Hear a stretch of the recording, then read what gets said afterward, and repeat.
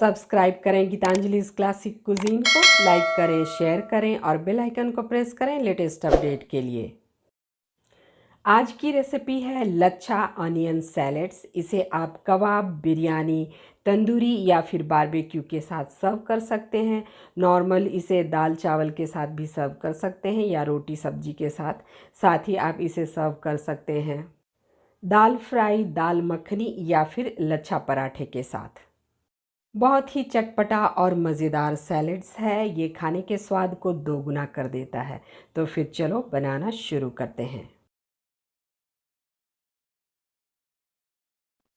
लच्छा onion salad बनाने के लिए हमें बड़े साइज़ का प्याज चाहिए ताकि इसके लच्छे बड़े बड़े निकलें। और इसे मैंने धो लिया है और कट कर लिया है। और मैं यहाँ 3 प्याज का इस्तेमाल करूँगी।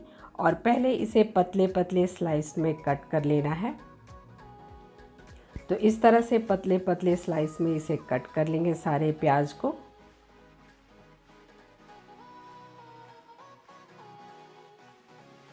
और अब हमें क्या करना है, इनके लच्छों को निकाल लेना है। इस तरह से प्याज को खोल खोल करके लेना है। तो ये किसी भी रेसिपी के साथ बहुत बढ़िया लगता है और खाने के स्वाद को दोगुना कर देता है। बहुत ही बढ़िया रेसिपी है ये। और ये जो बीज का पार्ट है इसका इस्तेमाल हम नहीं करेंगे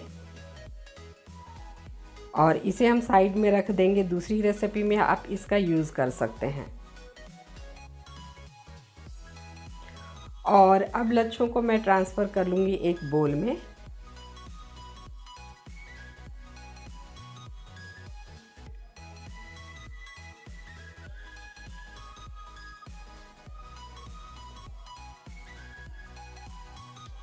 अब 2 हरी मिर्च को मैं इस तरह से कट कर लूँगी, छोटे छोटे चॉप कर लूँगी।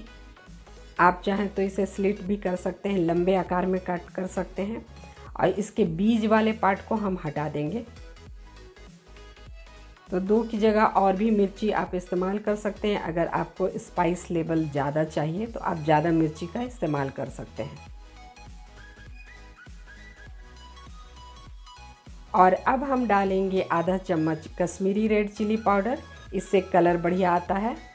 और चाट मसाला आधा चम्मच, 1/4 चम्मच काली मिर्च का पाउडर और नमक स्वाद के अनुसार। साथ ही हम काला नमक का भी इस्तेमाल करेंगे।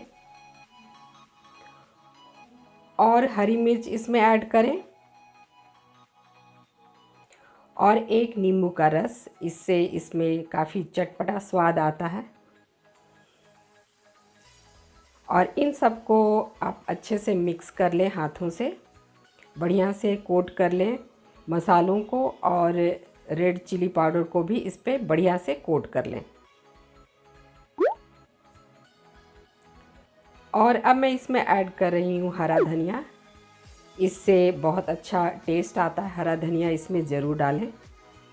मिक्स कर लें इसे।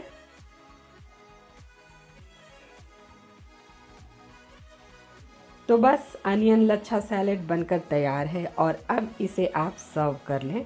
इसे आप नॉर्मल खाने में भी यूज़ कर सकते हैं और ये खाने के स्वाद को दोगुना कर देगा, क्योंकि ये बहुत ही मज़ेदार रेसिपी है।